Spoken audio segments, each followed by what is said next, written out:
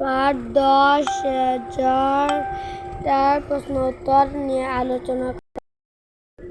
জ্বর পদ্যটি কে রচনা করেছেন?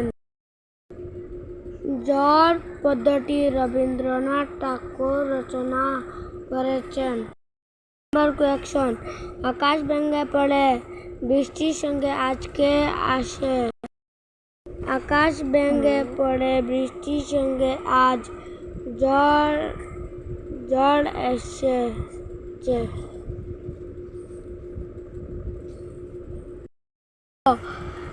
ঝড় এলে মেঘের ডাকে কি মেঘের ডাকে মৃদু বাজে।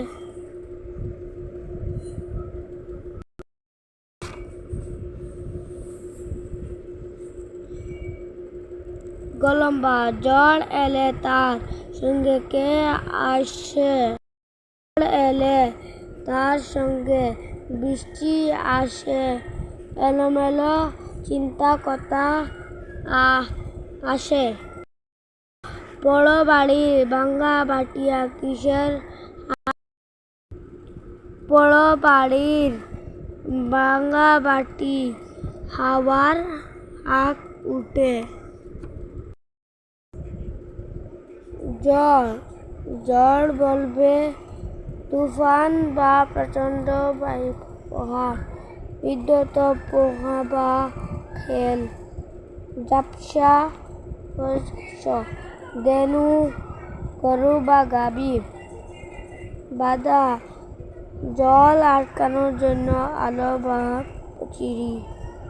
পুরো বাড়ি অনেক দিনে ব্যবহার হয়নি এবং বাড়ি।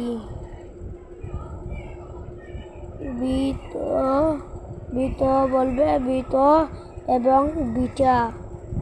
স্রোত বলবে জলের ধারা।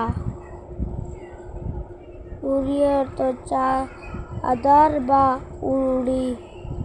পারাবার বলবে সমুদ্র বলবে। এগুলো ভালোভাবে মুখস্থ করে। যে তালের তলে দেশ উঠে। তালের তলে শরীরে উঠে বাদের কালো জলে।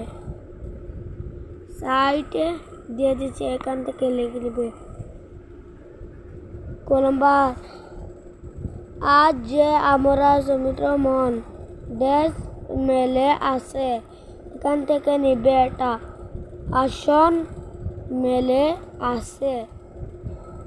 পুরো বাড়ি ভাঙা পিঠে উঠে হওয়ার হাওয়া। এই হাওয়াটা এখানে লিখে দেবে। গলম্বা কাজল মেঘে গণিতি উঠে সকল বাক্য। কাজল এইটা দুলছে দূরে বনের আশা, বৃষ্টি পড়ে বগে। পেজ কালো সাদা তলে উপরে ভাঙা গড়া শূন্য পূর্ণ ঝাপসা পরিষ্কার। এখানে নিচের শব্দগুলো দিয়ে একটি বাক্য লিখো। জল সব কিছু উড়িয়ে নিয়ে যায়। মেঘে থেকে বৃষ্টি আসে। বৃষ্টি অধিক বৃষ্টি অনুগ্রহ কারণ। গান রূপা বলো গান গায়। ভাঙা ভিত জড়ে ভাঙা ভিত পড়ে গাছে। যে নিচে শব্দগুলো লিঙ্গ পরিবর্তন করে লেখো। রাগিনী রগ, পাগলি পাগল, মা বাবা, দিদি দাদা, পিসি পিসে, বোন ভাই। এগুলো তোমরা পাঠ থেকে এখানে আসবে। এখানে দেখো কলম্বা আমাদের কয়টি ঋতু আছে। এখানে বলবে ঋতু ছয়টি আছে। কলম্বা ঋতুগুলোর নাম বলো। গ্রীষ্ম, বর্ষা, শরৎ, হেমন্ত, শীত ও বসন্ত লিখে দিন। কলম্বা জলে কুমির, ডাঙা বাঘ, দুই দিকে বিপদ। কলম্বা 10 লিডি একের বুঝা। এক ডাকি প্রকৃতি কাজ একজনের উপর পড়লে তার। কলম্বার আপনি ভালো তো দেখি ভালো।